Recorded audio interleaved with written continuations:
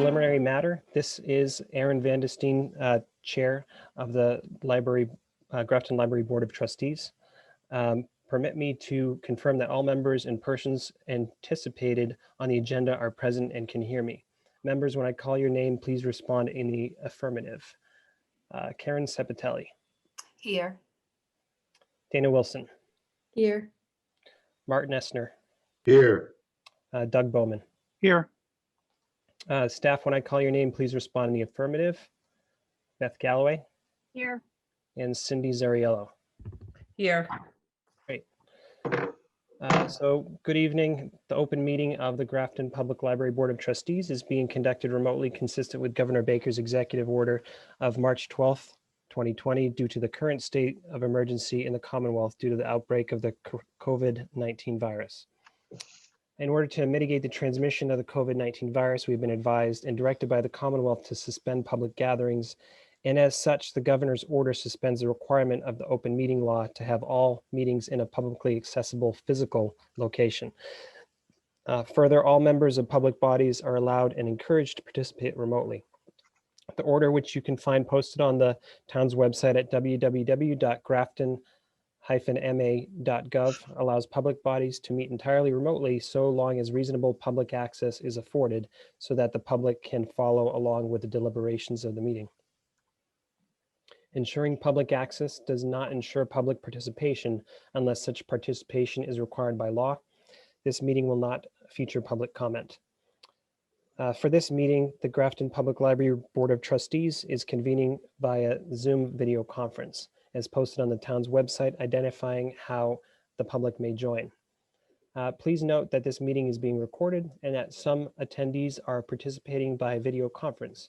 Accordingly, please be aware that other folks may be able to see you and take care not to screen share your computer. Anything that you broadcast may be captured by the recording. All supporting materials that have been provided members of this body are available on the town's website unless otherwise noted. The public is encouraged to follow along unless I note otherwise. We are now turning to the first item on the agenda. Before we do so, please permit me to cover some ground rules for effective and clear conduct of our business and to ensure accurate meeting minutes. I will introduce each speaker on the agenda. After they conclude their remarks, the chair will go down the line of members, inviting each by name to provide any comment, questions, or motions. Please hold until your name is called. Further, please remember to mute your phone or computer when you are not speaking. And please remember to speak clearly and in a way that helps generate accurate minutes. For any response, please wait until the chair yields the floor to you and state your name before speaking. If members wish to engage in colloquy with other members, please do so through the chair, taking care to identify yourself. Finally, each vote taken in this meeting will be conducted by roll call vote. Great. That's the agenda.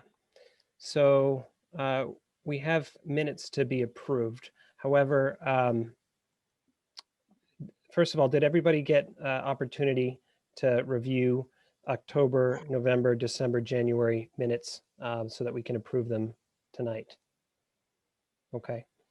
So I read on the January minutes that we approved October. Is that correct? Yeah. So we don't need to approve it tonight. Okay. So any changes should have been sent to Beth Galloway. So do I have a motion to accept November's meeting minutes? I make a motion to accept November's meeting minutes with the changes that Beth made prior to the start of this meeting. Okay. Any second? A second the changes that were made. Okay. Any discussion? Okay. All in favor to accept November's minutes? Aaron Vandestein, aye. Karen? Aye. Dana? Aye. Marty? Aye. And Doug? Aye. Great. I need a motion for December's minutes. I make a motion that we approve the December meetings as presented. We had one change, just so you know, the date was incorrect and I corrected it. Okay. Do you want to amend that, that motion, Dana? Yes, accept the minutes as amended. Okay. Any second? Okay, I second that motion. great. Any discussion? Okay, all in favor to accept the December minutes? Aaron, aye. Karen, Aye. Dana, Aye. Marty, Aye. and Doug. Aye. Great. January minutes. Do I have a motion to accept the January minutes? Okay, Marty, I move that we accept the January minutes as read, as presented, pardon me. okay. I just had one last change, right? So I think the date needs to be changed on that. Would you mind just modifying that motion, Marty? No, no. I move that we accept January's minutes as amended. Great. And a second? Second. Great. Okay, any discussion? Okay, all in favor? Aaron, aye. Karen, Aye. Dana, Aye. Marty, Aye. and Doug. Aye. Great. Okay, anything more on minutes? I think we're ready to move on. Excellent. So approval of bills, warrants 31 through 35. So Mhm. I think if there's any discussion, we need to make the motion to accept it first, similar to the way we did with the minutes. So do I have a motion to accept the bills warrants 31 through 35? I make a motion to accept bill warrants 31 through 35. Okay, and second? Second. Okay, motion made and seconded. Any discussion about warrants 31 through 35? Okay, great. Mhm. Sorry? Okay. So I think no discussion. So all in favor to accept warrants 31 through 35? Aaron, aye. Karen, Aye. Dana, Aye. Marty,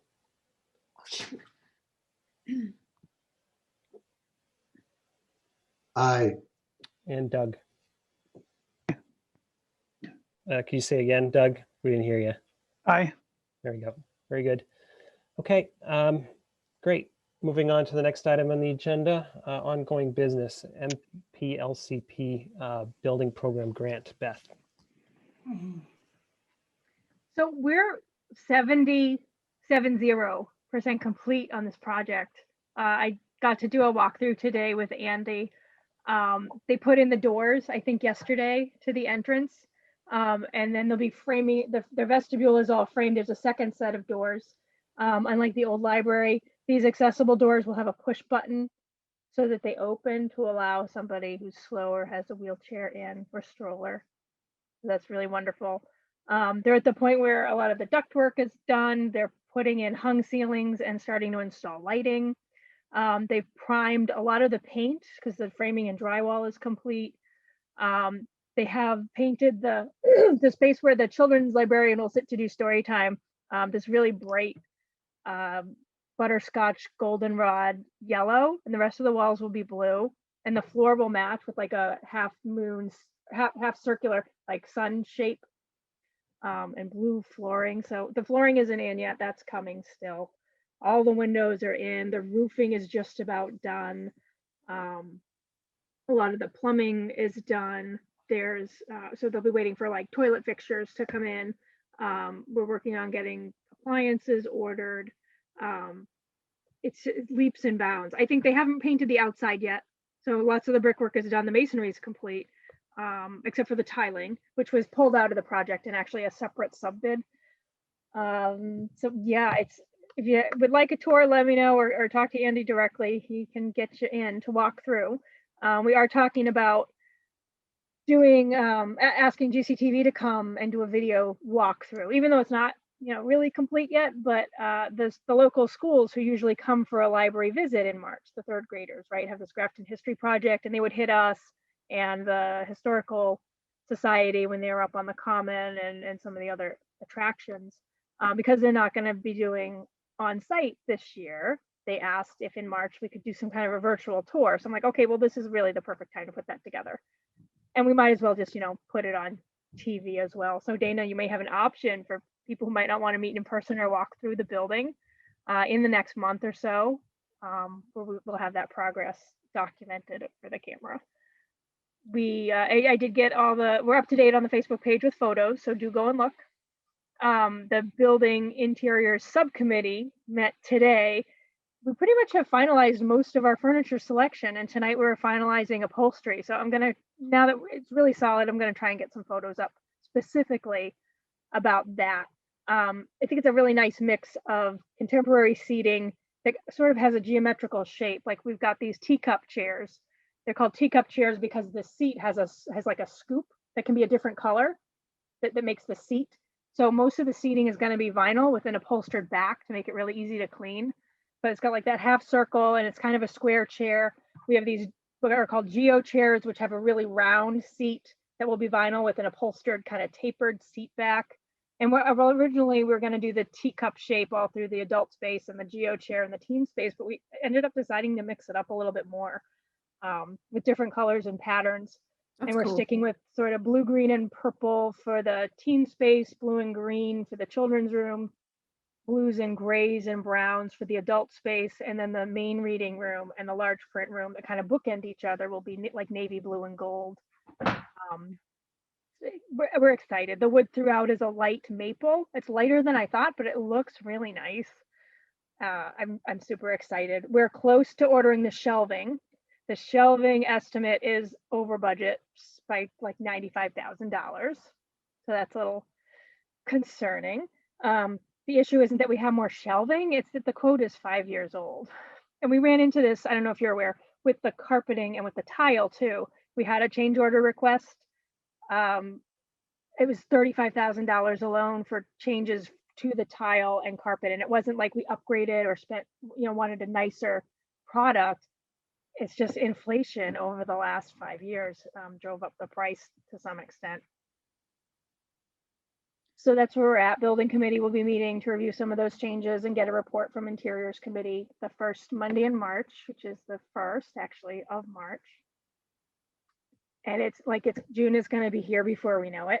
We are still in a good window. We were getting concerned with the timeline for ordering those furniture, fixtures, and equipment. I met with Andy today to go over a list of computer needs. He's been working with IT. We're probably going to go with Dell, so it's really good to hear that Dell has a really great computer support. That's what we were chatting about before our meeting started today.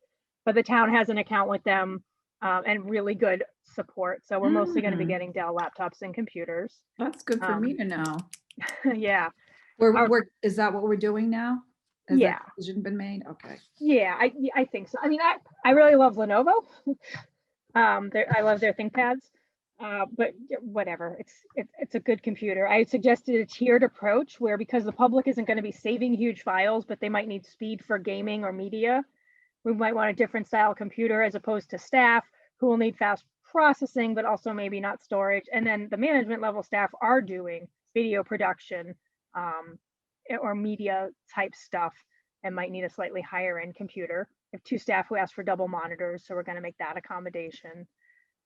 We would like to recycle or reuse what we have now, what we're all using now for laptops, and make some of those public computers. We'll also buy some new computers for the public too. But remember, we've got these laptop kiosks where we're going to put some tablets and some laptops in 3 or 4 different locations. So we're going to buy a lot of machines all at once, but I know that I can't wait 3 years and then, ask for another $20,000 to refurbish all these computers. So starting with some older machines so I can start to stagger the equipment request every year from the town side, I think it is a strategic way to go.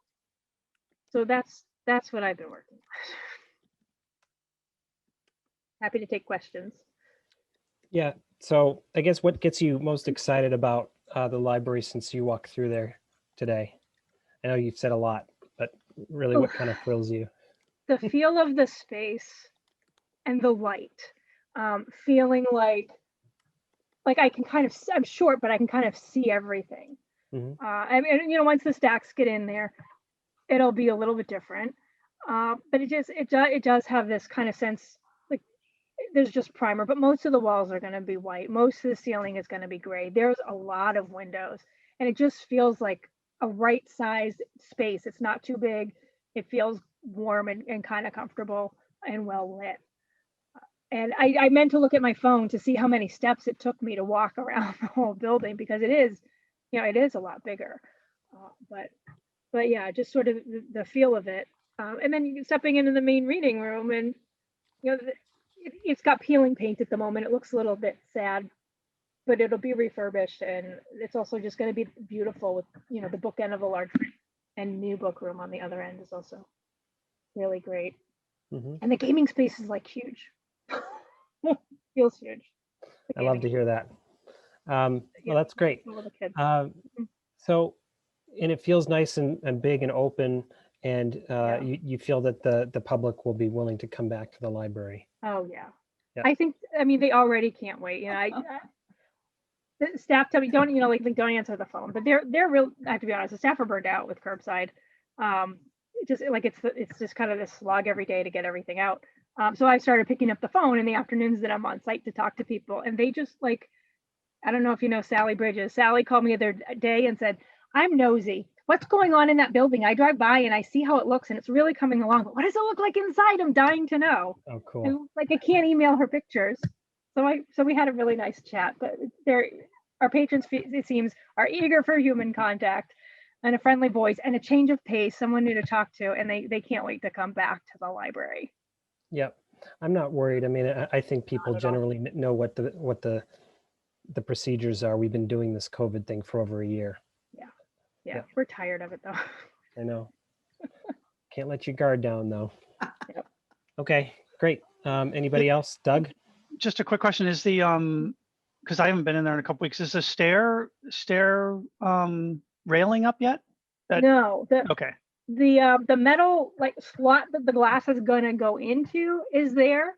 So like when you stand in front of the staircase, there's the concrete steps all the way up, and then there's this like block of metal, like a brushed nickel kind of a look, with sort of a slot, and the slot goes all the way up the stairwell, and then there's the wooden, you know, built plywood grip so that there's a rail and it's safe.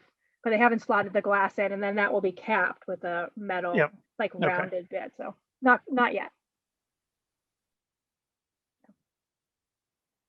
Okay, great. Anyone else? I just have one more question about the change orders. So will that come out of the contingency? Yeah. Okay. Yeah, we were Okay. at, I think we were at like 200 and, I sent the clerk's report for January. So I think, and I also sent his explanation of those change orders. They might have totaled just under 100,000. And I think we have like 248,000 left for contingency.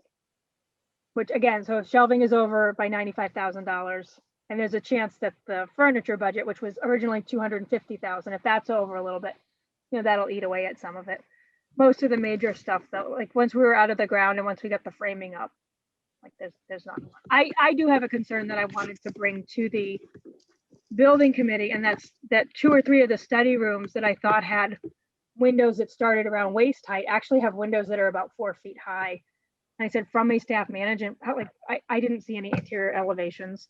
From a staff management point, I want to walk down the hallway past the circ desk, past group study, which has a big window, and then be able to glance across the room and see what's happening in study room 3, which is tucked away in a corner, and in study room 5.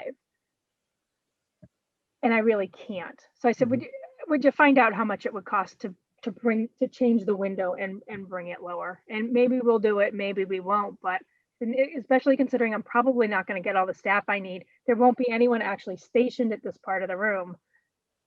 We really need to be able to see at a glance what's happening without having to walk all the way down and peek in the doors. And also for people to have the sense a little bit that they're in a fishbowl and people are paying attention to what they're doing in those rooms. Yep. So, Now's the time to speak up, not later. well, the time to speak up was I know. before they built them, but yeah. So, Yep. we'll see. Very good. Well, thank you. Anyone else? I was just gonna say that I know we're concerned about budget, but please remember that Yeah. the capital campaign has got funds. And we're gonna be giving, so you don't really need to worry, Beth. Thank you. Okay. I appreciate that. And I will say too, I did mention it at the interiors meeting, because of course my concern is we'll get the furniture estimate, which may not have included office furniture.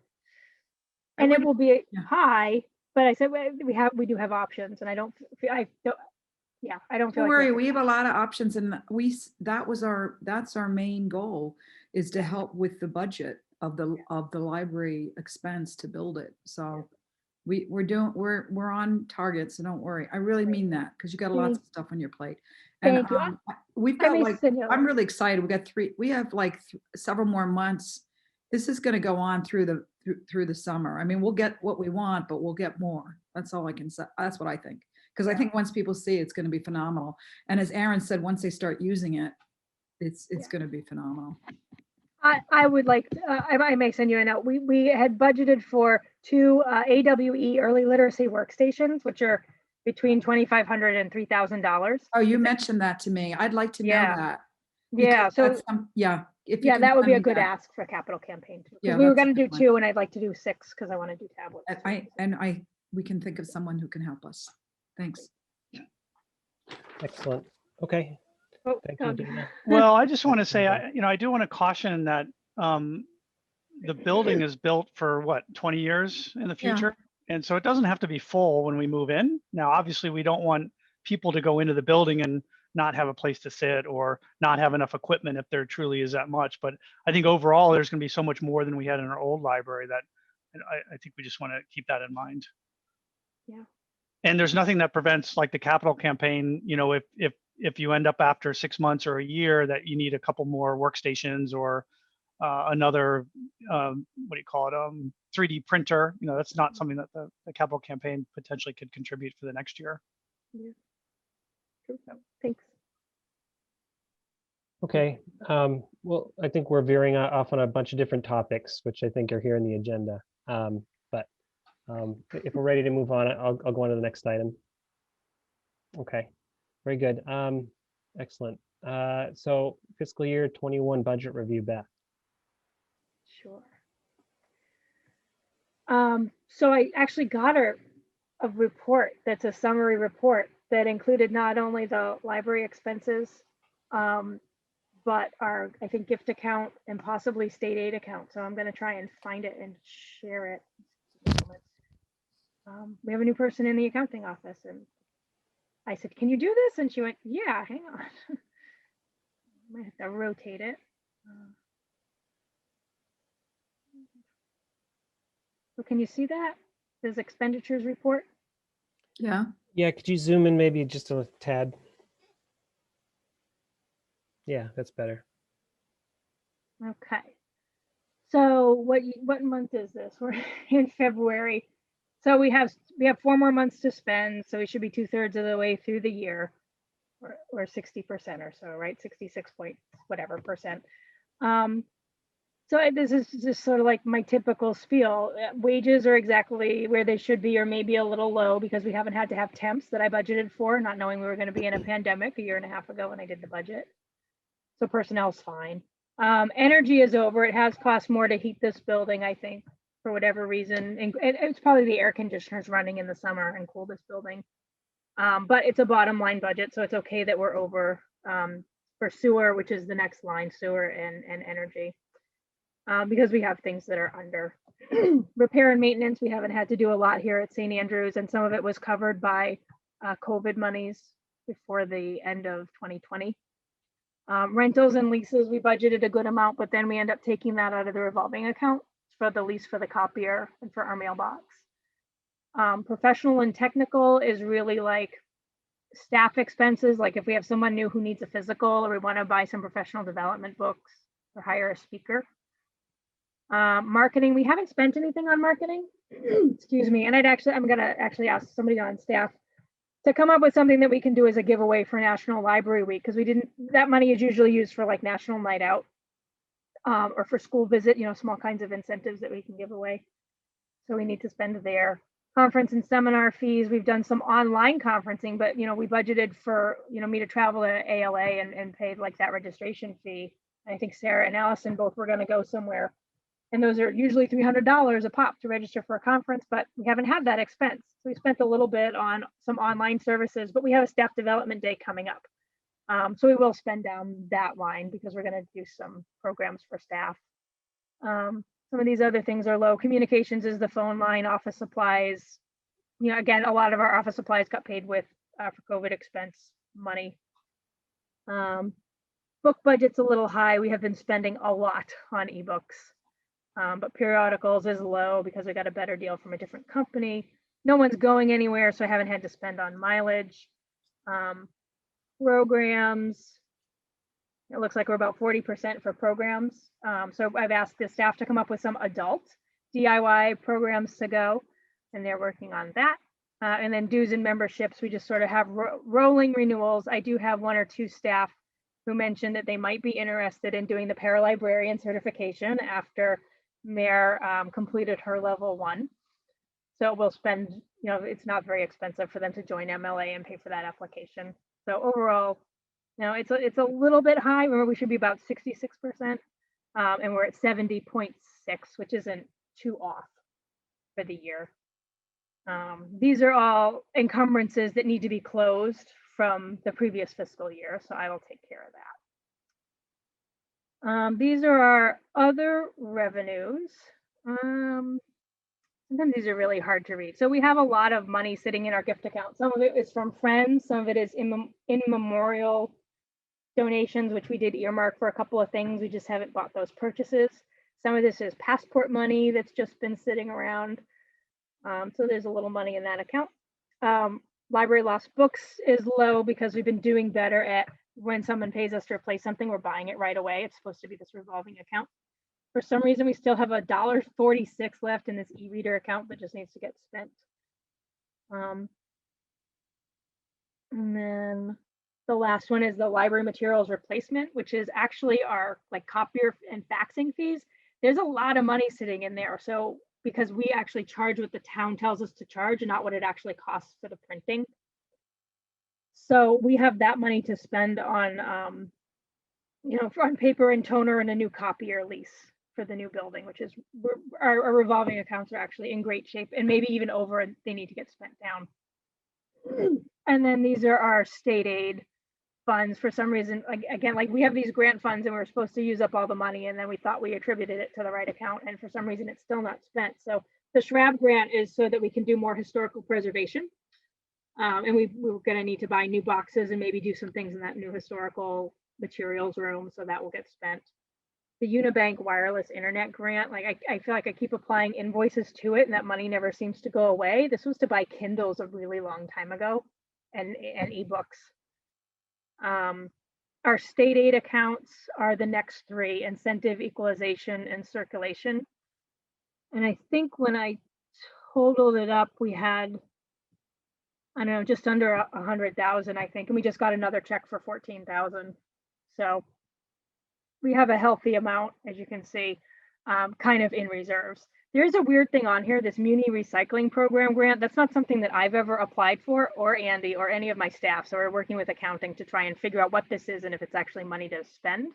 It actually might just be a state aid reimbursement or whatever that needs to just be moved into the appropriate account. I'm happy to take questions. I'm sorry if you had your hand raised. I couldn't see it because I had. It's okay. So I'll start, and then I think I saw a hand from Marty. Yeah, so can you just help me understand encumbrances? Yeah. The money from the town is finite and is only available to me from July 1st until June 30th every year. We run on a fiscal year. Yep. So if I have a $100,000 book budget, or $120,000 book budget, and I budget and I'm going to spend $1,000 every month and buy books. But then at the end of June, for whatever reason, I haven't spent enough. At the end, mid-June, I realized I still have $2,000 left to spend, but I don't order it until June 30th. The invoice is going to come in the next fiscal year, July 1st, with new money, because if you don't spend it by June 30th, you lose whatever was left in your budget. So the encumbrance says, hold on to this money. I ordered it before the deadline. The item is coming in. The invoice is going to be dated in the next fiscal year, but it's absolutely a this fiscal year purchase. And so it's the process of rolling over the money in the right way so it doesn't disappear to the general fund. So, Locks it in. yeah, so how can you have 16,000 in encumbrances as of July, January or February, but then the fiscal year is June? I don't think I do. You know? Could I ask if the screen was is shared spent. again so we can see those numbers? Yeah, hang on one second. That's how much I think we encumbered. Library expenditures. All right, so the encumbered funds, it's actually this second to last column that's what we have left. So we have $27.09 left over because we anticipated the bill was going to be whatever, $1,330, but it was less. So we have to just clear that money and put it in the general ledger. This one we were off by 36 cents. This one we were off by 52 cents. And then it looks like we didn't purchase in new equipment. So we're going to lose $533.39 of encumbrances from the previous fiscal year that will just go back to the general ledger. So I think my total budget was like $860,000. I didn't spend $533. Yeah. Could you share it again? Just because I didn't see the columns, and I think Marty wants to take a look anyways. Yeah. If you just scroll up just a little bit. Yeah. Yeah, see encumbered. Oh, that's unencumbered. So okay. So for the present year, the present fiscal year, this means we've written a purchase order to set that money aside. Yeah. So because we have such a big amount for the book budget, anytime we have an order for an item, whether that's a computer or books, that's over $1,000, I have to write out a purchase order and get it signed by the town administrator and the accounting office. And it basically guarantees to the vendor that we're going to buy from, we're good for this money and we have it. And it makes sure we're following the procurement law, getting the best price or using a Combis or MHEC vendor to get a discount.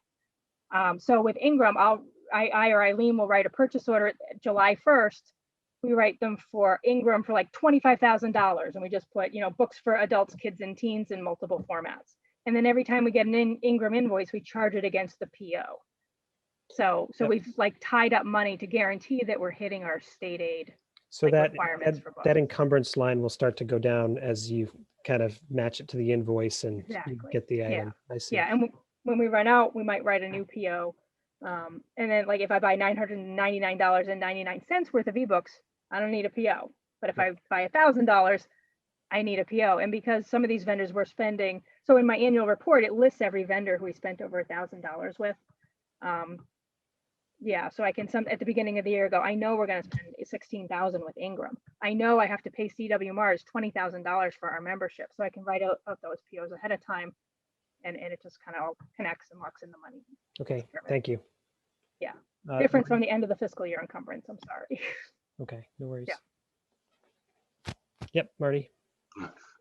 Beth, could you put the spreadsheet back up again? Maybe. I pick the right button. Yeah. Okay. Yeah, maybe it would be good to just keep it up until we get done discussing this budget. Sure. Just so you know, I can't see anything but the spreadsheet. Oh, really? So yeah. Oh.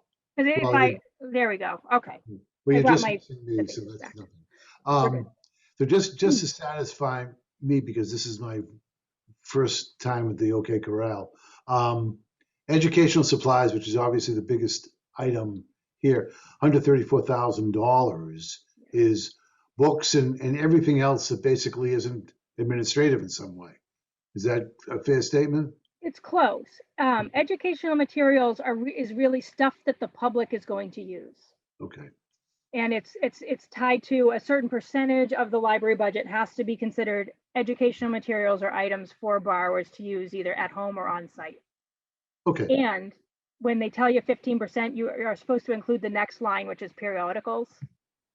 So So we had like 134,000 for books and 8,000 for magazines, and those two numbers combined, it's accounts right down here, 5515 and 5516 generally make up the total for the 15% that the whole budget has to be for books, magazines, databases, a globe, a map, a metal detector that somebody's going to check out, a telescope. So we are likely to spend before the end of this fiscal another 25% of that 134 to close it out. Is likely another we just about 37%. always, we always spend the book and materials budget down. Okay, so that otherwise was, we'd be penalized.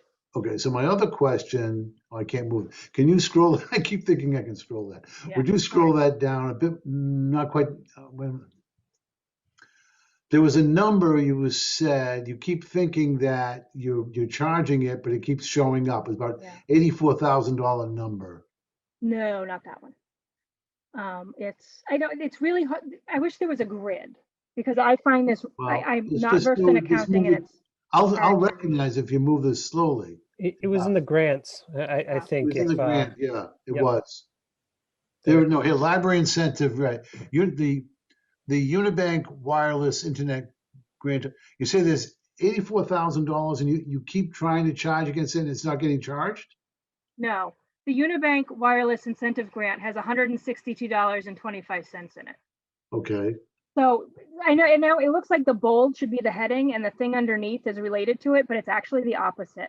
So the first item, it says 610 library, and then it says 20.610.209.1, and then underneath that 209 Shrab grant. Mm-hmm. So that's all connected. We have $417.40 in an account for historical archiving supplies, so like put newspapers in boxes. It's the next one down, 20.610.286.1, 0286, the Unibank wireless grant, which is 10 years old, $162.25 still hanging over. And I don't know why. The next line, library incentive, is part of our state aid money that we've been banking to give to the capital campaign. 20.610.290.1 is library incentive, and there is $84,184.17 because we've just been holding on to it. So it's the Unibank grant that I keep thinking when I buy ebooks. I don't care about $162. That's fine. I care about $84,000. Exactly. So, and as to this $84,000, this is grant money. It does not expire from year to year. Correct. It's there. Okay.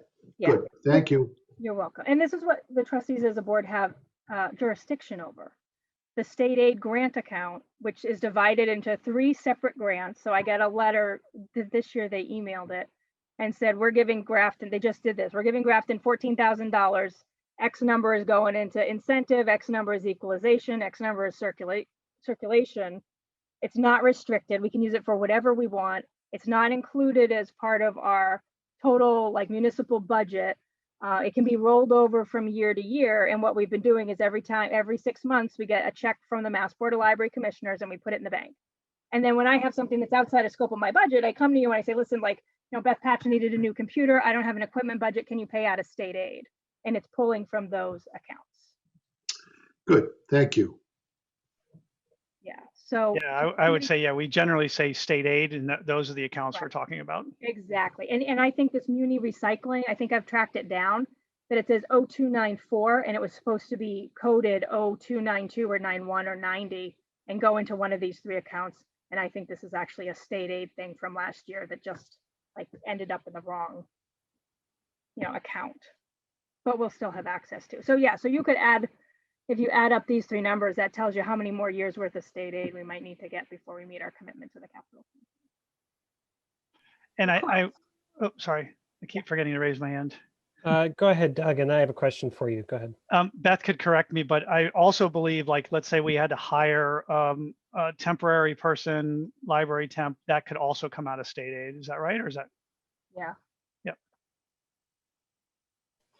So my question for Doug, because I know you've been probably keeping an eye on more of these library monies than most. So noting that we said 125,000 that we're banking to go to the capital campaign, We're pretty short as of at this point, at least with state aid money, but some of the trusts, I believe, have some monies that we also would pull from, correct? Correct. That money that the trustees committed to a couple of years ago included monies from some of those trusts. Very good. Uh, Thank you. And those trusts are set up, just FYI, some of them are set up where there's a balance that you can't touch. And of course, as it makes interest and stuff and it grows, you can spend that money, but you know, the principal you cannot spend, but that's not true for all of them. Great. That, we have enough money, right? We do. So 'Cause we I have those sent other out accounts. the report for all the trusts. I think I sent that in December. I can go back and look, but I'll I've go been look. trying to be conscious of twice a year to send it to you, like at June 30th, or the meeting closest to June 30th, and then the meeting closest to the end of the calendar year. Because Okay. I hate for you to have to ask for it, but I think somebody asked for it. It's like, yeah, I haven't been doing that, so Okay. I'm sure to provide it. And yeah, there's a significant amount of money. We're not worried about that. So if Great. we need Thank opening day you. collections, but I don't have an increase in my book budget, like I can use some of the interest from some of those trusts that are earmarked as like buy a book for kids with this money to help round that out. Great. Any other discussion? Okay. Well, thank you, Beth. Are you ready to discuss the FY22 budget? Yeah. No. Good news and bad news. Carter did ask me to do another revision. I think that he left my my original or something close to my original ask of over $1 million in the official budget document, which I appreciate. That actually hasn't happened before. So there really isn't like a town record, except for my own documents, that I've like asked for positions and been told no or been told to make cuts. So my original ask is in there, and then he used my final revision for his recommendation. He made a couple changes. But basically we got it down to, I think, around 850,000 maybe from $1 million. Wow. Yeah. So I'm concerned that we haven't budgeted enough for energy, that we haven't budgeted enough for communications. We may not have budgeted enough for building maintenance, and you know, things are going to go wrong. It's a new building. The custodian position was removed. I think the intent is that a facilities manager position will be created for all town buildings. And I'm in favor of that. And I think as long as our meeting room policy says that the staff do not move chairs or tables for whoever's convening their meeting, and that there will be a cleaning charge if they trash the place or damage stuff, then it will be okay. We would have kind of guaranteed cleaning daily, just like we have in the past and do now. And there would be someone on call in an emergency, possibly even up until the evening hours. Snow removal would still be on a circuit, and I don't know what our place in the lineup would be, but it generally takes about 2 hours for them to come back. So that's, you know, also a little concerning, but like I've made my peace with it and can live with it. My concern now remains, I still have 5 desks to cover, and I may not have enough bodies. So I've asked Doug and Karen to meet with me one night next week to go over it one more time and maybe make some changes in light of recent personnel changes.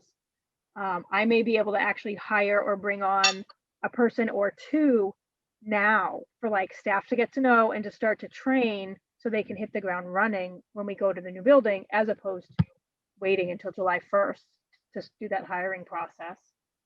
We are scheduled to meet on Wednesday, March 10th with Finance Committee in the evening, I think 8 o'clock. And there was an invitation sent out, and I think Aaron forwarded it out. So if other people want to come and show your support, this is in place of the Saturday meeting that we used to show up in person and kind of a show of solidarity. So it means a lot to me if you are able to make it. It is late at night. I asked for it not to be on Saturday for personal reasons, and they accommodated.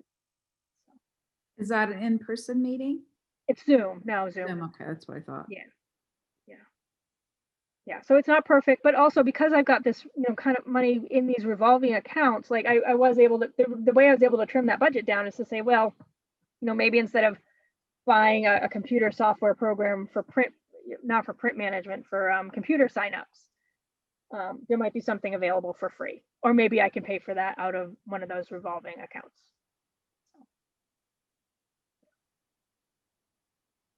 So you cut 150 out, is that correct?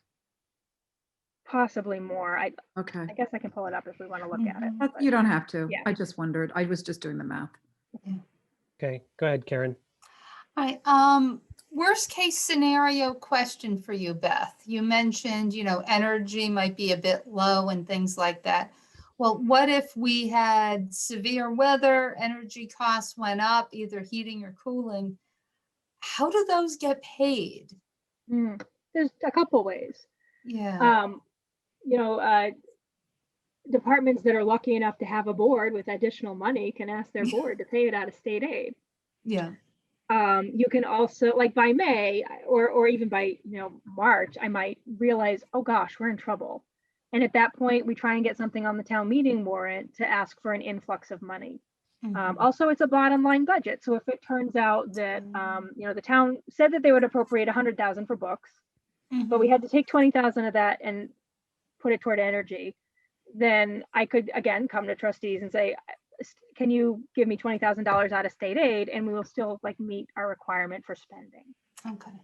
All right. So- Just wanted to make sure we had a safety net there. Yeah, there are options. Bills aren't going to get paid. If we don't pay them, they get rolled over to October town meeting as prior year bills to get paid out of the. Okay. All right. Thank you. Yeah, so great example, energy. Has there been any movement with solar energy? Is there a way to offset that cost? No? Yeah. Oh, So, yes. and that will help a little bit. So what happened is I have an energy model from December 2019 that's accurate, that says, here's the size of the building, here's all the things you're going to run, here's what it should cost. Recognizing that you have efficiencies and lead, things that we did to accommodate lead points, that's going to drop that bill by $10,000. Cool. So I took that amount and said, but this is from 2019 and we're talking for FY22.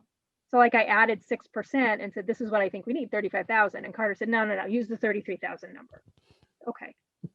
We are wired for solar, and I'm going to apply for an Ebsco grant.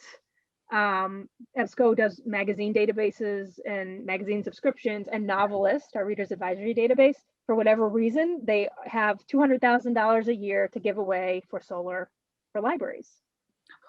So you won't get that entire amount, but it's worth putting in the application. I am working with the construction team to get that in. Andy gave me a quote today, $115,000 for solar panels, but I don't know if that is the equipment, the installation, or both. So he's going to help me with that application. Of course, we'll put that in and we'll apply for that grant, and maybe we'll get 20,000 or 50 or 50,000. I don't know. Maybe we won't get anything. The other piece, though, is if we are silver LEED certified, which we probably will be, we'll get a check back from Mass Board of Library Commissioners. It's like 2.5% of the whole project.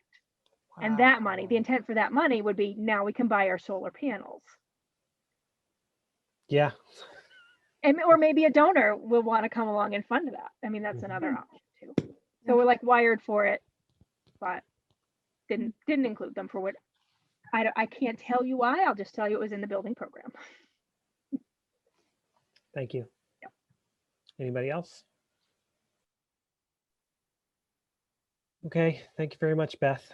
Project updates. What do we have for project updates?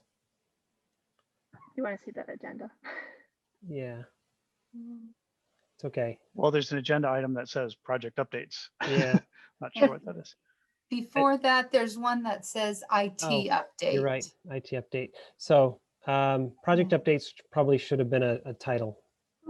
Okay, so yeah, do you have an IT update, Beth? Yeah, IT came and he's the one who told me that he was going to go over to the new building and walk through. Like, oh great, I should come. I didn't, but he and Andy met, and Bob, the guy who does the on-site IT for us and remote IT, is probably the one who's going to help us requisition all those computers. Nice. So that's great. As always, they are very helpful. We're still struggling a bit with print. He suggested the problem is that our Xerox might be too old to handle it. which is really frustrating because I got all my ducks in a row and I thought I asked all the powers that be if this was an appropriate printer to use with this software, and if the electronic payment would be a problem. And, you know, I got all yeses. So it's still really not straightened out to debut it to patrons, but we've paid for it for the year. Staff are just now starting to test it. And sometimes it works, sometimes it doesn't. And I'm collecting a list of troubleshooting. But at this point, I think Bob is kind of out of the loop and I have to talk to Prince directly myself to see if I can get it figured out. And then another issue is the Xerox is no longer, it hasn't been scanning to email and we don't know why. And he said, again, I think it, like maybe it needs a software update or it's just too old at this point. So that's just been a minor frustration. Okay, thank you, Beth. Any questions for Beth on IT, Karen? Just curious, I know things age out really fast, but how old is this Xerox machine? It might be 5 years. It was a 3-year lease. So Oh, I okay. feel like we're not paying the lease anymore, which is probably why Right. our rental expense actually might be low. Oh, We okay. still have like a toner program that we get. It's probably 5 years old. And Oh, okay. That's still that's a decent age. yeah, but in the interest of breaking down silos, right, I did reach out to Cindy Ide at the town administrator's office a year or two ago to say, so when you reorder and re-up your leases, can you just order for me? Like, I want the same, we have the exact same copier that you have in the copy room. So we might as well just, and maybe there's a discount if we both are leasing at the same time. Mhm. So I'll circle back with her. Okay. Yeah. Thank you. Very good, thank you. All right, so I think, let me pull the agenda up. We Yeah, is it are, somebody else's turn to talk yet? I feel like. yeah, I think that it is. It's Dana's turn to talk. Yeah, And Doug, Okay. too. Yep. Okay. Great. Doug can add in as he sees fit. I've gone through my notes. We had a one Zoom meeting as a group, I think. Maybe a couple. We did have a couple different meetings. And we reached out to about 11 different contacts. And we have 2 that we're waiting to hear from. Well, we've got like 3 things that are happening, 2 that are pretty close. And so we have two new, we should have 2 new endowments soon. And another one that I'm working on that will be something. I just don't know how much. And we're still and then there's, we've got irons in the fire, so to speak. And now we're gonna start working on businesses next. And I guess we've been talking about other things too. So we might we talked about doing some publicity or some PR. So Doug and I are going to discuss that, just to let people know that that we're in the midst of the campaign. So we'll discuss that. And we're also looking, we're going to talk, Doug and I have to talk and other people about our plaque, our donor wall. So we had one great idea that we're not able to execute right now. So we kind of have to think about that again. But things are going well. We had a couple, it's a little bit quieter. We had a couple tours. We had some people, we had some donors that came, that went on tours by themselves because that's what they wanted to do. So they had a great tour. And we had the head of the Friends come, Carrie Hogan came with her kids. So that was exciting. And I also with another tour with Christy Proctor, who's works in the disability committee, well, used to work in the disability commission. So we're still, we're hitting the ground. We're pretty excited. We feel like we're doing our best to make our stretch goal, and we're going to see what happens beyond that. We're going to look at everything and try to do a projection for 3 to 5 months. I'm going to talk with Doug about that just so we have an idea. So, but I think we're going to make our goals. So that's the good news. And I don't know if there's anything else to say. We're just, there will be an outreach for the general public that will come. We're working on that. We're going to start working on that. We have some really good ideas that we generated with our meeting the other day. So I'm excited about that.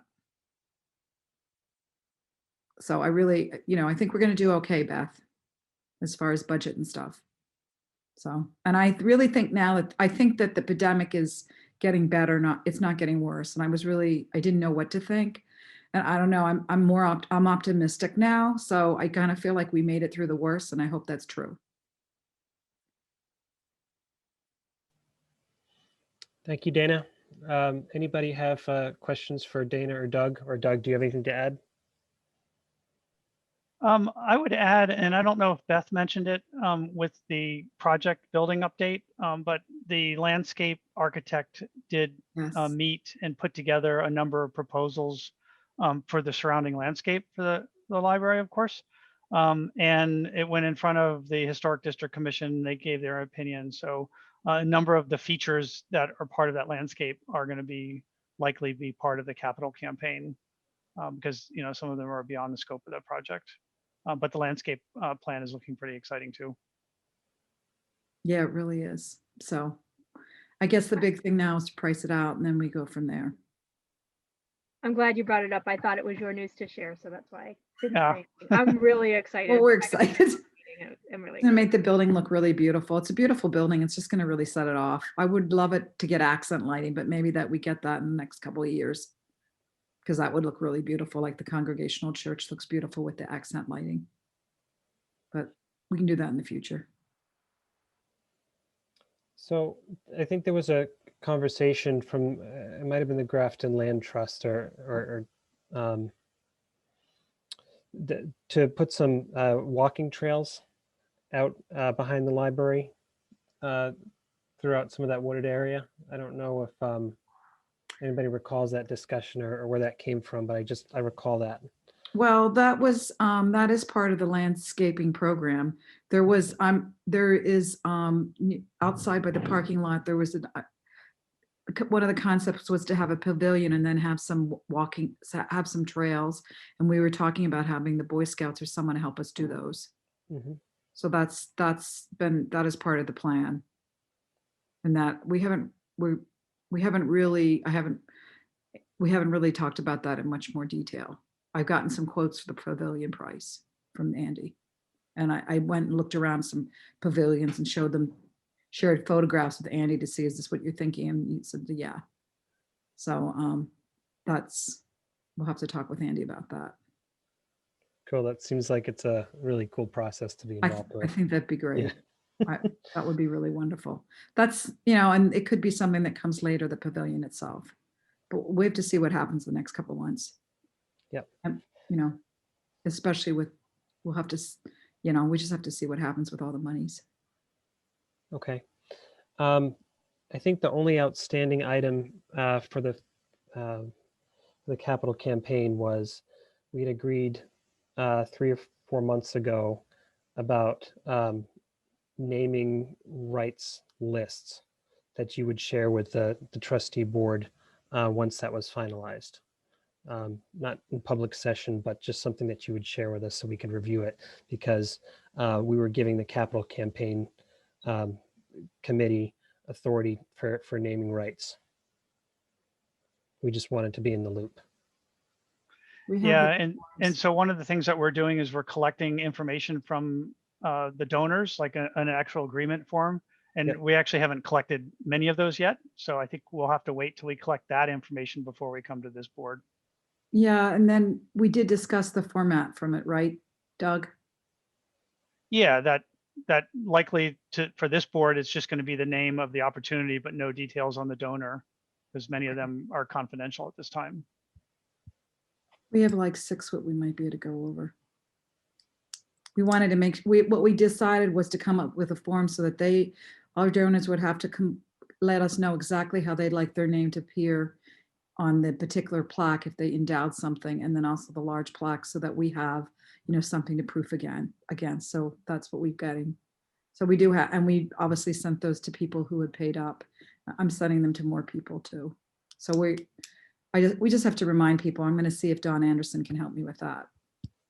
Yeah, so why don't we put that on the agenda for next month to bring We can do whatever that. the current list is. We might next have, month. I've just got a notification from one of the donors that they've given, and I was going to send something to her anyway. So she's going to look at that. So we'll add more. I'm hoping it's 6 now. I'd like to get it up to like 10 or more. Just have to get people to respond, but we can do that. Yeah, no rush, but I think that sounds perfect. I mean, once somebody says, this is how I want my name to appear, I mean, it's perfect time to share it, I would say, right? Because they're already authorizing you to share it in that way. Well, they're off, well, not exactly, but we know that they're definitely, one, they really gave it and it's Yeah. really done. Because they've confirmed that and we have the money in hand, but we're not gonna publicize that. Most of them have asked us not to. Mhm. And then obviously, once the building's built, everyone will see it and know. But a lot of them are saying, they want to wait. Or a few of them have said to us, it's okay. Some of them said it's okay for us to use them, like when we talk to other people, but just not quote monies. But they can say, yes, you can say this family gave. And then other people there are some people that are completely anonymous. There's a few of those. But I have to say, it's really nice to some of the people are really excited about it. And they're really excited about figuring out how to name and who to honor. And it's really been fun. I had a couple people who said that one of them was going to be anonymous, but they changed their mind. And I think it's really kind of great. Yep. Yeah. Just as it pertains to naming rights, that's all we agreed on. Okay. Very good. Any other questions, comments for the Capital Campaign Committee? Great. I appreciate your continued work on that, and good luck with the next phase in working with businesses. Okay. The next item is advocacy. I don't have any current advocacy items that I want to bring to the attention of the board, but generally this item is the advocacy subcommittee would find items to bring to the attention of the board on ways they can advocate. I think library legislative month is coming. Is it March? Is that correct, Beth? Yeah, it starts in February usually with legislative breakfasts. Yes. And then there's a legislative day in Boston, which they didn't do. So I feel like the Western Library Advocates is doing something that I might have forwarded. It's a webinar you can sit in on, and then MBLC is working on a tips list. I sit in on the legislative day and sent some information out. Thank you. Yeah, read over the MBLC's legislative agenda, and it's always timely, anytime before the end of the fiscal year, to contact your elected representatives and advocate for a statewide library funding, because that's our state aid money. Thank you. I will say that for new trustees, I did forward an email about a trustee pocket guide. So it's very valuable. It's a really great way to kind of summarize what it is to be a trustee and what your responsibilities are. So I would encourage you to get a copy of that if you haven't gotten one in the past. I don't know how often they're updated. I'm sure they do update them, but if you've gotten it once, I'm not going to bother getting another one. But certainly, anybody else who'd like to know a little bit more about the job, please fill out that form. Yep, Marty. Yeah, I did request one in response to your email, but they said they had no more in print.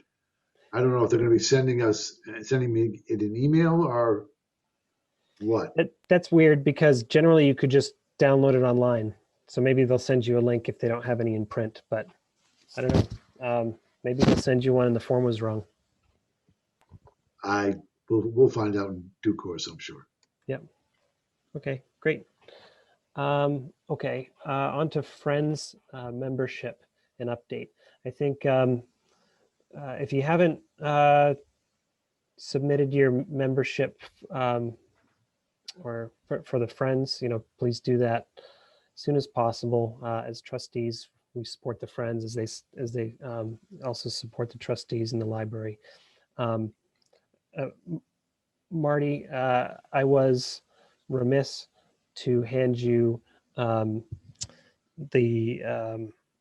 renewal form that I think was supposed to be mailed to you, but got returned because they put the wrong zip code, something to that effect. So I have it in hand, but I can certainly scan it and email it to you. This is my renewal for the Friends membership. grants. I've got a calendar, but thank you. Well, if you can do that, it'll be fine. Okay, very good. Okay, Dana, I think you were able to attend the Friends meeting. Yes, I was. And Doug also attended it. Yes, and I was going to say the meeting went well, but they did really well with their membership. I can't remember the exact amount, but I know they're making money, and the people have been really sending in membership forms with monies. And we talked about a lot. We talked about I'm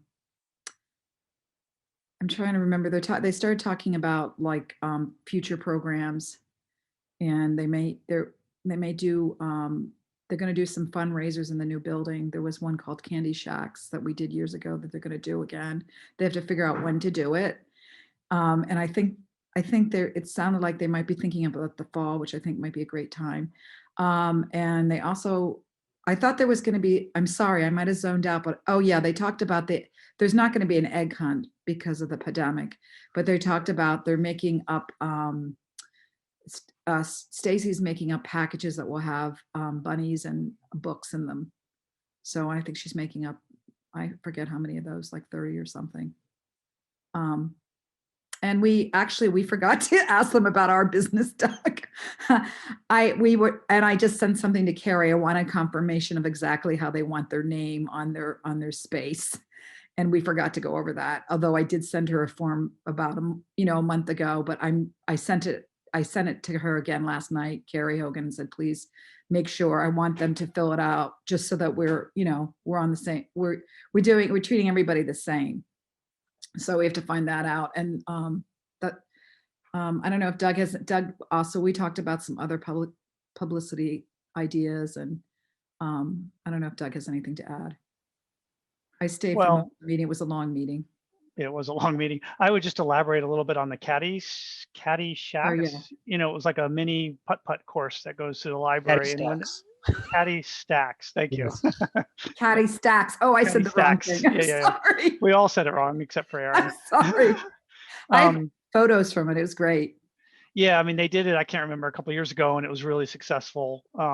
And they came up with it this time as an idea to both fundraise, but more just to give people introduction to the library, right? You could have holes in the different rooms and people could walk through. You could space it out nicely and easy, assuming that we're open for public, of course.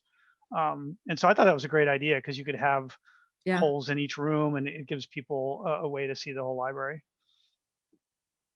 Yeah, that's all I was going to add. Yeah, so to have it be a fundraiser, you would have people sponsor the holes, correct?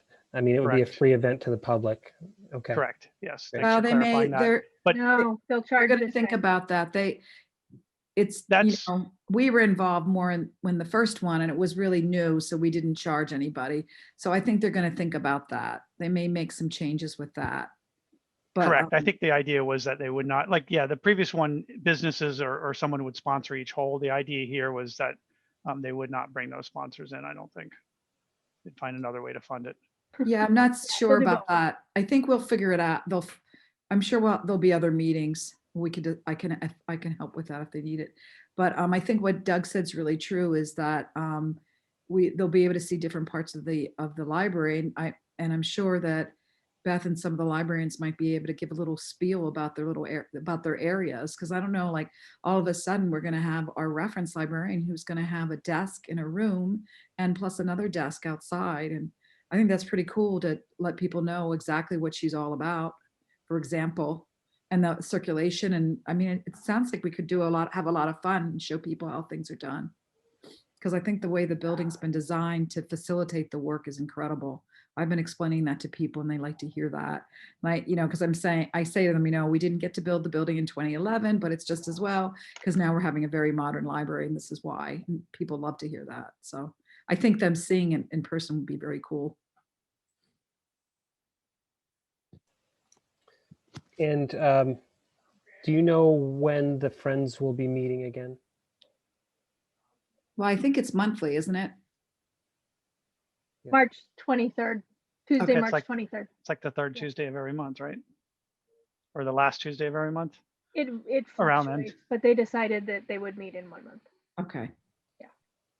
So those of you who haven't attended a Friends meeting, it's a great opportunity. And, you know, for me personally, running for Board of Trustees again, you know, having some allies on the Friends and people who know you, and they say, oh, you know, you're great, you attend our meetings, and we love when you're there, you know, so it's a really great opportunity to get to know the Friends and get some allies and, you know, fellow lovers of the library. So I would encourage you to you know, attend a meeting as often as you can. So certainly let me know if you'd like to attend one, and I'll get you in touch with the person scheduling it, probably Carrie. Yeah, very good. Anything else for the Friends update? Okay. Anything to note about buildings and grounds? I think looking through the minutes, there was quite a bit that the property generally needs some work, but it's not our property. So how about the building? Any updates on the building status? Yeah, please go ahead. You mean St. Yeah. Andrews? Yeah, St. Andrews. Yeah, so no leaks that I'm aware of. I guess we do have a downspout that has some ice on it that I'm gonna ask Paul to break up. And I still don't have a light for the parking lot. But at this point, like, I feel like I give up. We're not generally there at night. What we did is we rigged up some spotlights for evening pickup. And hallelujah, spring is coming. The seasons are changing. I think I'm just gonna, like I said, let it go. Because by the time DMH Electrical gets here, we'll be moving out. So I support that 100%. Thank you. Okay. Anything else to note about the St. Andrews? And probably nothing to note about the new building. Already covered. Yeah, already covered. Yeah. Great. Okay. COVID-19 update, Beth. There was probably something I was supposed to come and ask you, and I don't remember what it was. We're still quarantining for 7 days. There's been a range. You know, local directors are constantly asking on our local listservs, like, how many days? And sometimes it's none, and sometimes it's a week. So we're just kind of doing what we're doing, and yeah, you know, no issues. The only feedback I got when talking to people was, why is it 7 days? And, you know, at this point, it doesn't, I told them, honestly, you know, circulation is down anyways. So it's likely you're not going to really be waiting all that long for something to begin with, right? You know, so I can't imagine that it's really all that impactful whether you keep it for 7 days or 3 days or 9 days. You know, generally people are going to get stuff, you know, when they're going to get it. So I don't know if you agree with that or not. I think it feels like a long time. So if something has come back and it's recently returned, it's sitting in the building and somebody wants it and they're upset that they have to wait a week. Yeah. And if it's a bestseller, then yeah, it makes it hard. Okay. And we have waits for our ebooks too. Anything through Overdrive. We have that awesome Wowbrary library newsletter. And I click through on Wednesday. When it shows up, it comes out at midnight on Wednesday. And I go to put a hold on something and it's an ebook and there's a 6-week wait. So you just have to be patient. Okay. Well, we can come back to that item if you'd like to, if there was something that you needed to bring up to the board. Okay. So on to new business, the teen advisor to the board. So I can't really speak to this in great detail, but it came to the library website as a suggestion from a previous trustee who had been involved in different you know, library activities, and they said that having a teen advisor to the board is really valuable to get their input and feedback, because, you know, part of our job as a library trustee is outreach and being a voice for the public and advocate for the public. And who better to tell us, you know, what our library is lacking is young people who are just on digital things all the time. You know, so that was brought up as a suggestion, and, you know, I'll certainly bring it up for discussion. I think it's a nice idea. I know that Stephanie felt it was a nice idea and that one of her children would be happy to be involved. You know, so, but anybody like to chime in, and whether you say yay, nay, I think it's a great idea and indifferent. Okay, Karen? Yeah, I think it's a great idea. It gets a young person involved in local government, essentially, and Great. who knows what interest it might spark. So it might just be a matter of, you know, how do we go about doing this? How do we advertise it? You know, is it limited to one person? And then how do we decide who? Yep, that's a great point. I'd love to take that on, actually, as an action item to kind of define what it is, you know, we're looking for and what they would be doing. Because it's like, oh, we're going to invite you to our board meetings at 7 o'clock on a school night. You know, they're like, oh, this is sound fun. But yeah, I'd love to take that on. If somebody would like to help me, that'd be fine too. Great. Marty. I'm not volunteering to help you with it. Sure. When I have a question on the subject matter, which is, I'm not ready to say it's a great idea. I have no idea what this idea is and I think it'd be good to know what our objective is, what we expect to happen. And if we have someone said it'd be nice to have a teen advisor, well, okay. But, you know, when you look at the next subject, which the diversity, equity, inclusion, there's a lot of unrepresented people in the community, groups, who aren't on and don't have a voice on the board either. So I think we really need to, if we're going to talk about including somebody, we ought to take a look at what are the other things, the other groups that are people that should be included. And I don't know whether it best be done as an advisory board to the board. Yeah. I'm just not sure that when I first saw the email, I said, this isn't well thought out. And I'm not ready to say it's a great idea until it's thought out a lot more. Yep, I don't disagree with you one bit. Certainly we need to define, you know, what it is, that what are we trying to accomplish here? And you're right, maybe not a teen advisor, but an advisory committee or advisory. Yeah, I like advisory committee. I think that's a nice idea too. But certainly, I'd love to talk with you offline. You know, maybe I can get your thoughts too as I'm kind of drafting up what this idea would be. But I think you're open to the idea, just as long as we flesh it out. Yeah, I'm open to talk with you about it. yeah, absolutely. Great. I'm open to thinking about talking to you. I think I saw a hand maybe from. that's a better expression. It's me. Yes. Aaron, I was just going to not commenting on the validity of this idea, but I do know that the school committee does some kind of someone, they have someone from the high school who sits on the committee. I know nothing more than that. So. Oh, well, yeah, maybe we can model it after something somebody else does. So we're not. And you know, Laura often could probably give you some help on that, or at least tell you who to talk to. Yeah, that's a great suggestion. Thank you. You're welcome. Okay. Any other feedback? Go ahead, Doug. Yeah, I mean, I agree with everyone. I think it's an interesting idea, and there are probably other groups. I mean, there are other groups that we want to solicit feedback from. I think the teenager is particularly interesting just because of what you mentioned about having people being involved with local government, right? There's that extra piece. But there might be other groups that would be interested in doing that also in some capacity. Great. And teens are interesting also just because they're one population that is gaining a lot from the new library, right? Because there's actually dedicated space for the teens, which they did not have. So I think whether it's an advisory role to here or some kind of advisory role to the library itself, I mean, I think they can provide a lot of great feedback that can expand the use of that group's use of the library. Thank you, Doug. Great. Anyone else?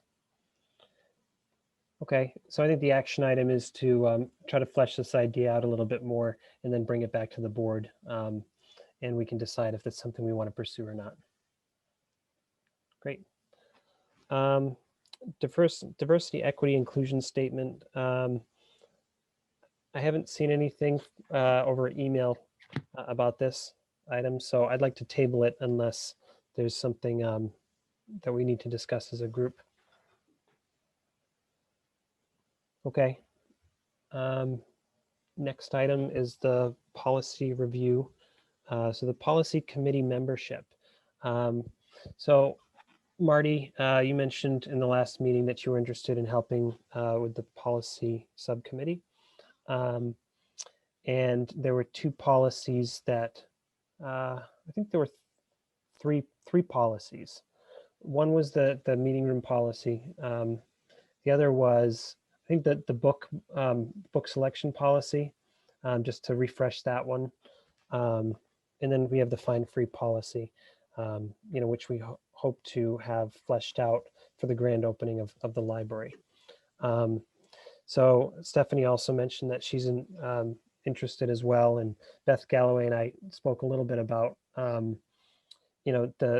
I've not served on the policy committee, so I don't know how the process works, but well, rather than me regurgitating what you told me, Beth, do you mind just talking about how the process works? So we have a print policy manual floating somewhere around in my office. And then on our website, we have a list of the current board approved policies with the date of their last revision, like really clear on the website. And then part of the policy manual is probably a list of policies we don't have that we need to write. So at one point, naming rights was probably on there. Privacy policy is one to work on. Collection development is something, the collection development policy or book selection policy should be revised every couple of years, just to make sure that new trustees coming on are familiar with the American Library Association Bill of Rights, which we append to it, which talks about censorship and how we choose things and a process for vetting any formal complaints to remove materials.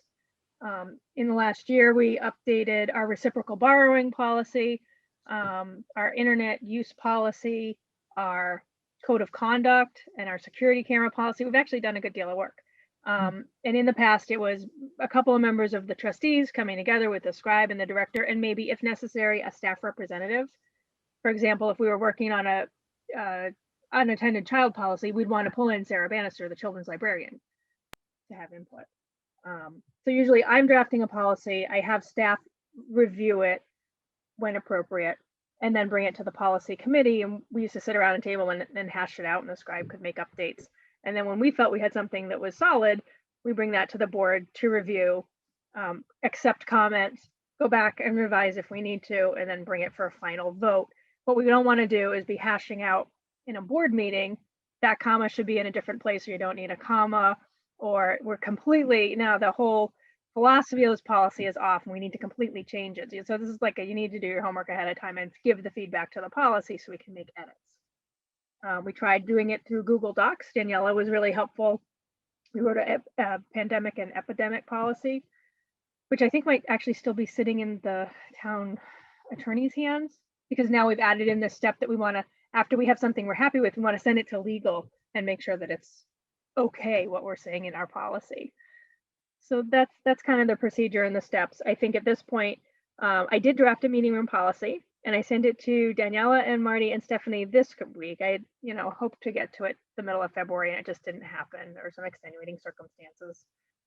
But I do have a draft policy and a draft procedures for meeting room.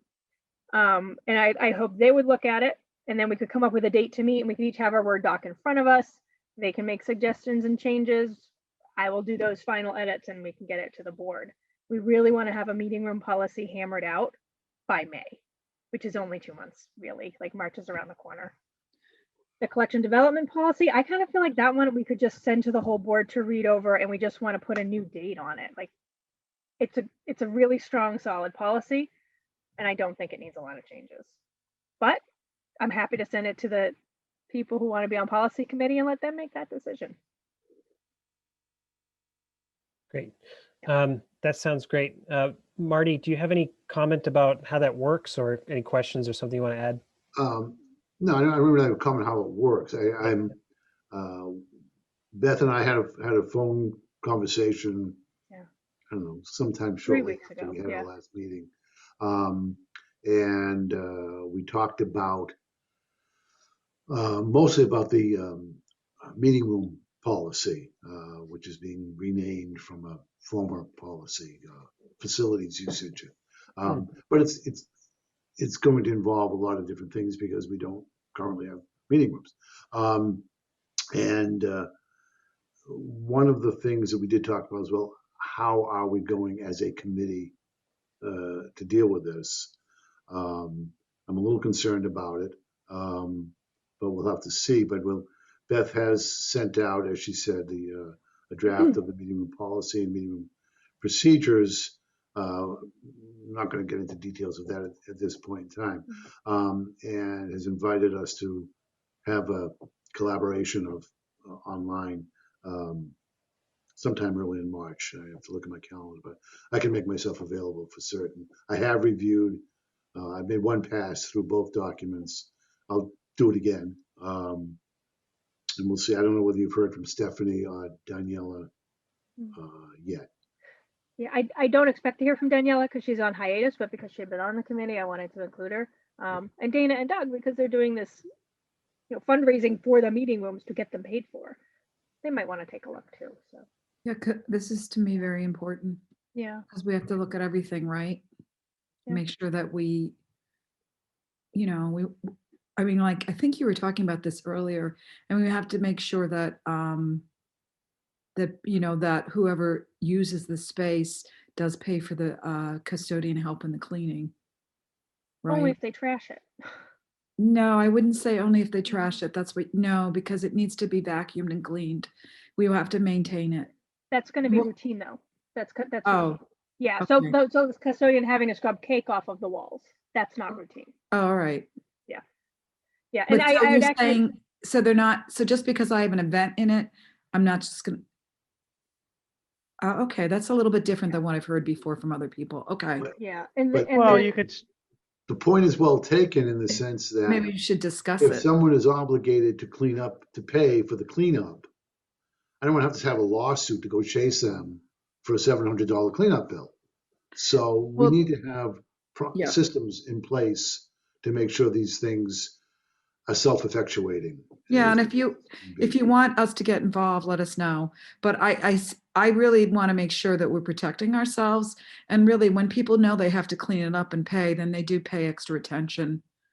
Because I've been in the Great Apple Tree Arts Great Hall, and that it really does. You really want to be careful. Things have gone well for them, but you just do want to make sure you cover all your bases. Mhm. Okay, Doug, please.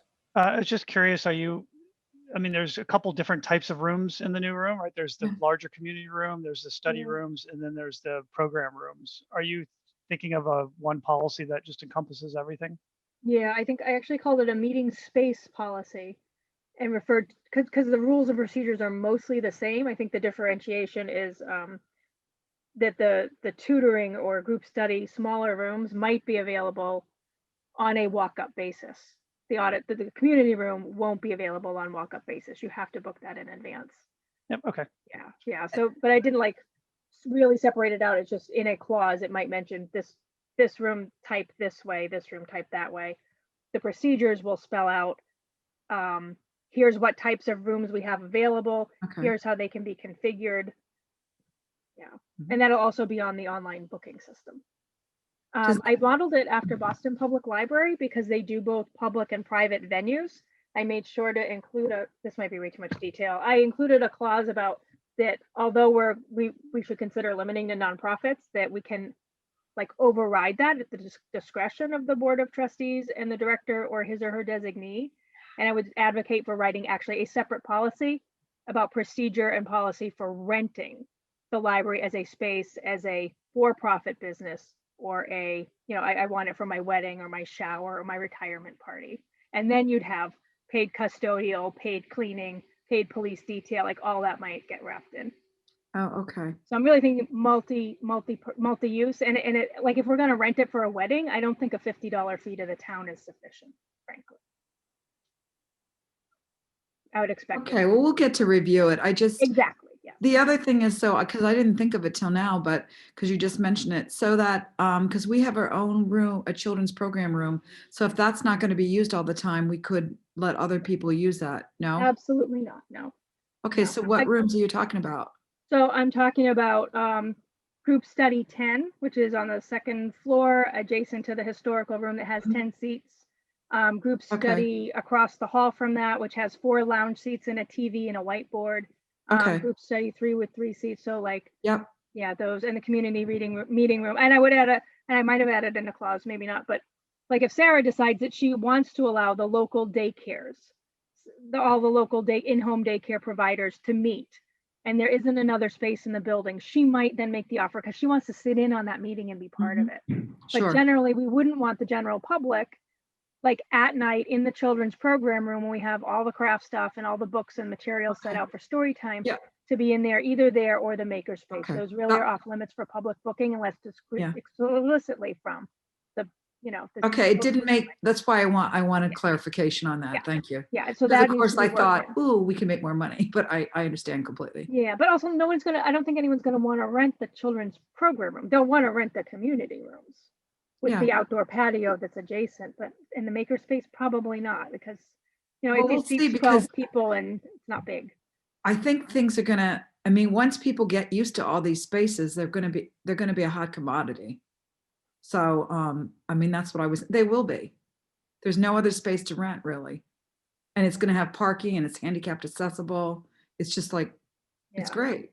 So another issue is those 2 program rooms you mentioned, the children's program room and the YA makerspace.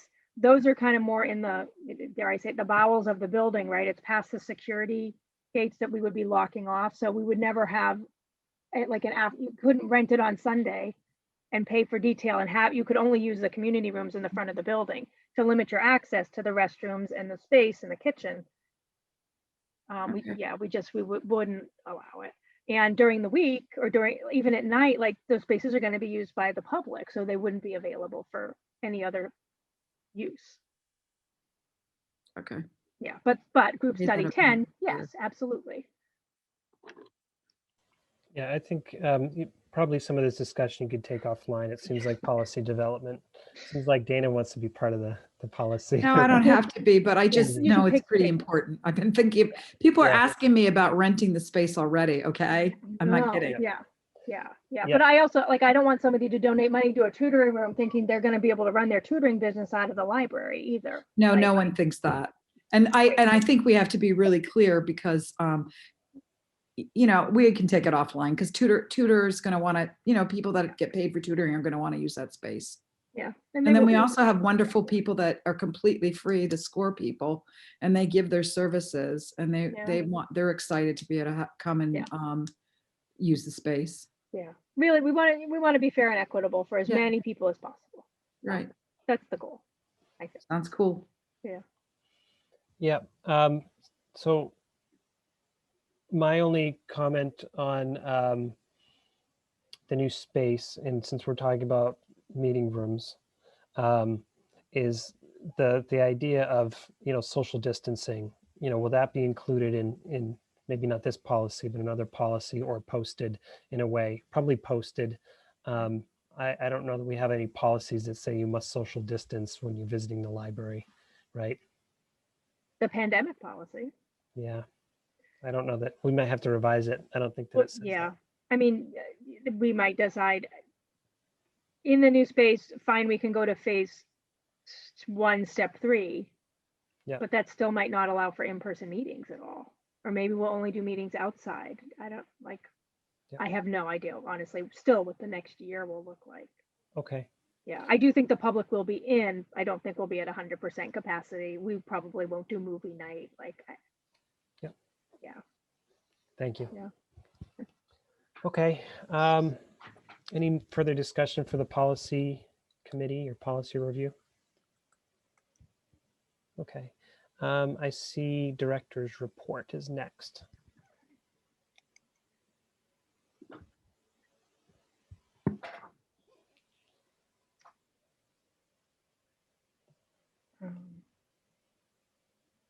Sorry, I have to find the right file. I think it's this one.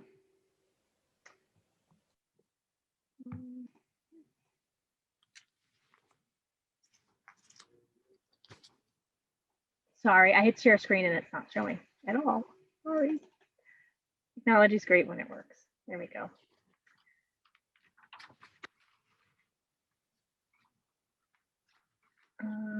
Okay, so our February report is for January statistics. Anything in green means that it increased. 724 curbside pickups, 8 home deliveries. We're in a new year, so we have a new column over here. I guess it's maybe I only need to show 5 years of circulation.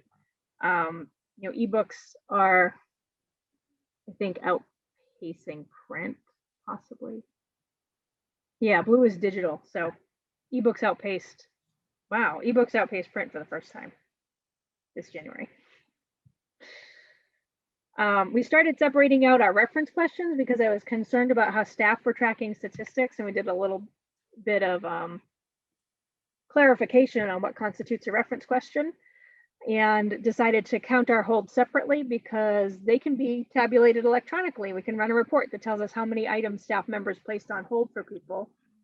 So when you combine these two numbers, that's really where you get the number of reference questions that staff handled. You know, normally I'm saying we answer like 400 reference questions a month. So seeing these two numbers side by side tells me that we weren't accurately tracking the amount of business that we actually do, which is, you know, sad. We added 265 items and issued 36 library cards. I sent out a whole separate social media metrics thing that Allison printed as a report from Hootsuite. I'm more concerned with our number of subscribers going up every month. And generally they are. We had less people driving up and using our wireless in January. Note that some of those numbers for Wi-Fi are staff getting on the network or computers that are already just kind of running every day in the library. So it's not like an accurate tally of this is how many members of the public drove up and used the wireless. It's just part of that consumption number. Is that unique events? Like, yes. could the same machine be counted twice because it connected on Monday and then it connected on Tuesday? Yeah, it's daily. It's a daily tab. So yeah, so the same 8 computers are connecting every day. It might actually be, if the session expires, they might be reconnecting too. Okay. So I'm not, I will have to, if you have a suggestion for me to bring to the IT guy to get a more accurate number. Yeah, okay. Happy to. Yeah, I think we'd like to know. If we're going to look at it, we might as well try to get it as accurate as possible. Otherwise, I say we shouldn't look at it because you know, if it's the same 8 machines connecting every day, it doesn't help us. Right. Yeah, and if it's 8 times 30, you know, 200 plus of those could just be staff. Right. Yeah. Yeah. Yep. Thank you. These are website hits for January, number of unique users, number of new users for the month, number of sessions they came to the hits that they came to the website. Could you zoom in a little bit, please? Sorry? Could you zoom in, please? It's hard to see. Yeah. Thank you. Yeah. So I usually track user sessions and page views. The bounce rate is always really interesting and it feels alarming. It means they came to the site and went somewhere else. But chances are that they went from our homepage to the event calendar or the museum pass page or the library catalog. So usually it's around 65%. This is a little bit high. Or they could have bounced through to get to Beanstack, our online summer reading program. Sorry, winter reading program. Or databases, right? There's really no other way to get to databases. That's true, yeah. Yeah. Well, now this whole thing is giant, Aaron. Virtual program, 65. They serve 375 participants. So I say not bad for being closed during a pandemic. The virtual programs are things like music and movement lessons through Apple Tree Arts, partner program with them. They're the Friday afternoon half-day programs, which are sometimes a story time, sometimes pick up items and do a science experiment. Sometimes it's a craft. We did a lot for Valentine's Day this current month. Museum passes, December and January were really tough months for our museum memberships because so many places had to close down. But we are seeing numbers start to go up. And because Town of Grafton hit red, we did not allow any volunteers or members of the public to come into the building. The winter reading program, I guess, doesn't have a lot, or the various winter reading programs don't have a lot of logging requirements. So active readers looks really low, but there's a lot of activities to earn these virtual badges. So lots of completed activities and badges earned in January. Only 30 books were read.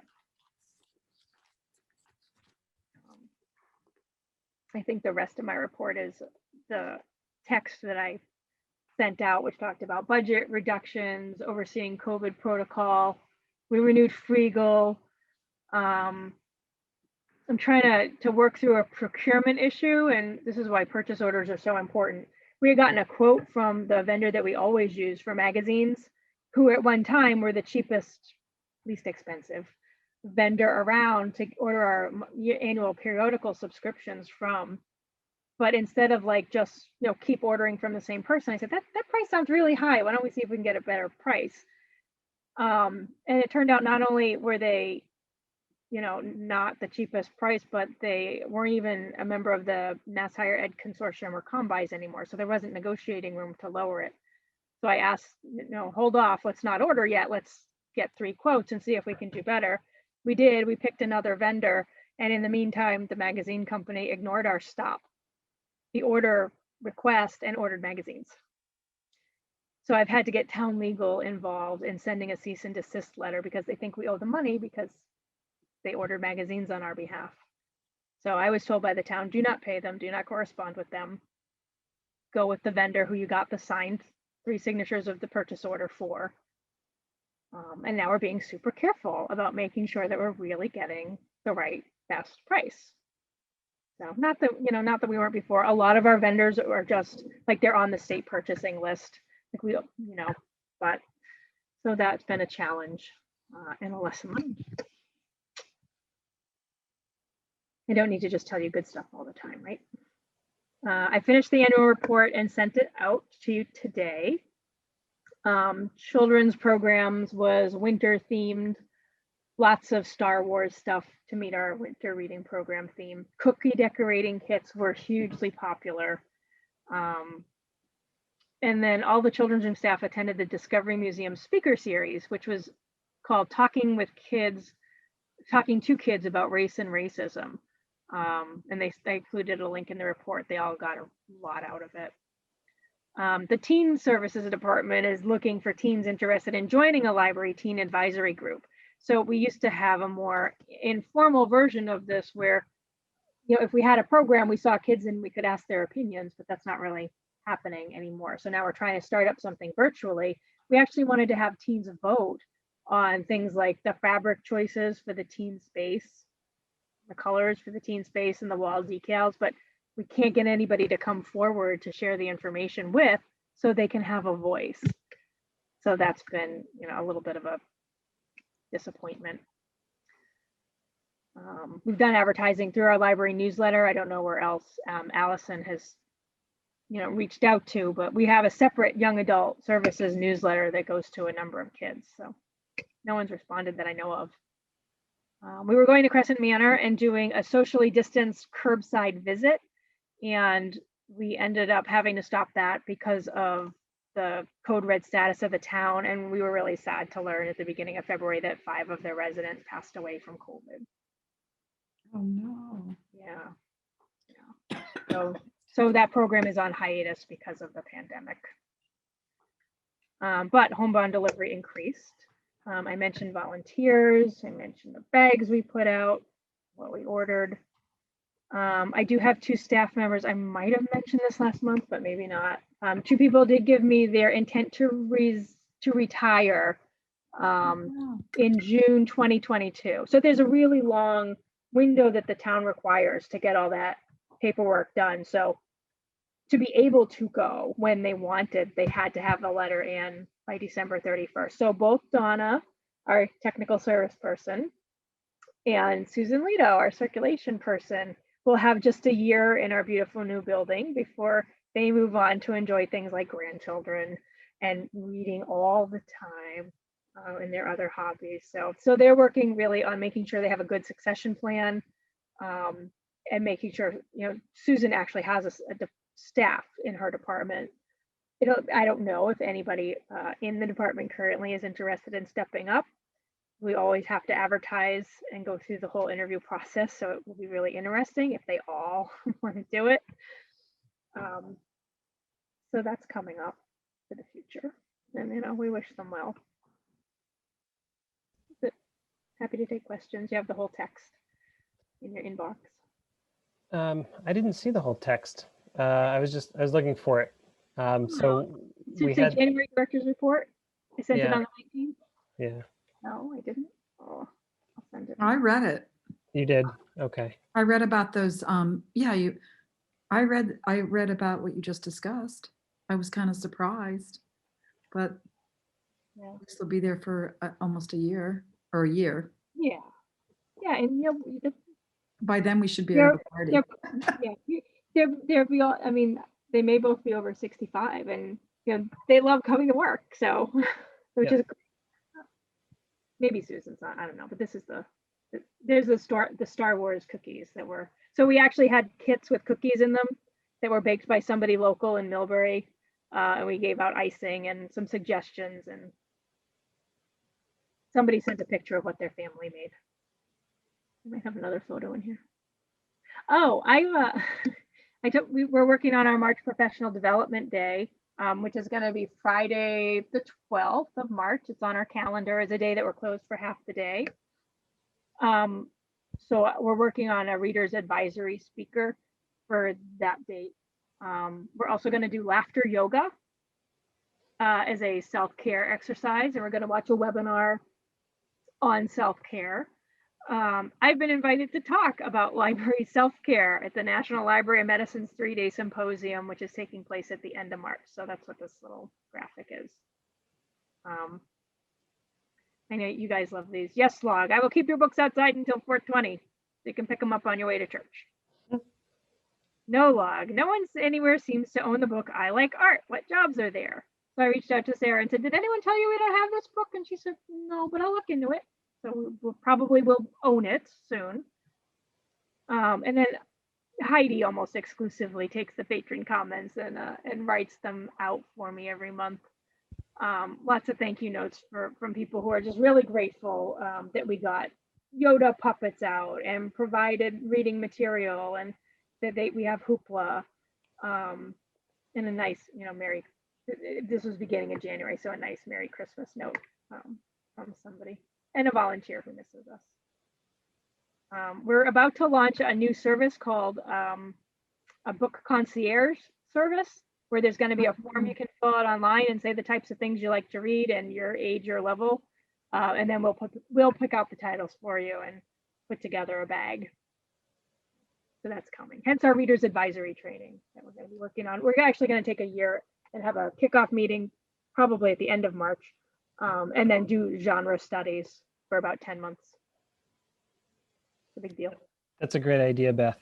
I love that. And it's something that I think the public is missing is, and I know we can pick up the phone and talk to someone at the reference desk, but for kids, like, I think they miss having that, going to children's room and saying, I like books about dinosaurs, and well, yeah, have you read this or have you read that? But they're missing that. So I think that concierge service sounds great. Yeah. I don't have any other questions or comments on the director's report. Anybody else? Well, thank you. This was a very good meeting, and I'm so happy to hear about all the positive things you guys are doing, and that you got selected to speak at the wellness event. So that's fantastic. That's cool. Staff have been doing self-care as part of their work, so they're sending me a narrative of what they've been working on by mid-month, and then I told them that by the end of the fiscal year, they will need to do some kind of presentation or program about it, whether that's a 5-minute database walkthrough or their own creative spin on the DIY craft bags. So I think they're up for the challenge to really have a demonstration of learning. for something that they did to kind of self-soothe, whether it was yoga or meditation or learning, sewing masks for school kids or whatever. Mhm. Great. I think we're done. That's the end. No, unless we have, what do we have? Public input. No public. Great. I have next meeting. I'm not sure what that is for. Our next meeting is a month from today, March 24th. Yeah. Mhm. It's usually included at the end of the minutes. You're supposed to set the next meeting date. We already set our calendars. Got it. Okay. Awesome. Do I have a motion to adjourn? I make a motion to adjourn. Okay. And a second? I second the motion. Great. All in favor? Aaron, aye. Karen, Aye. Doug, Aye. and Marty? I Very good. Well, thank you, everybody. I declare this meeting adjourned.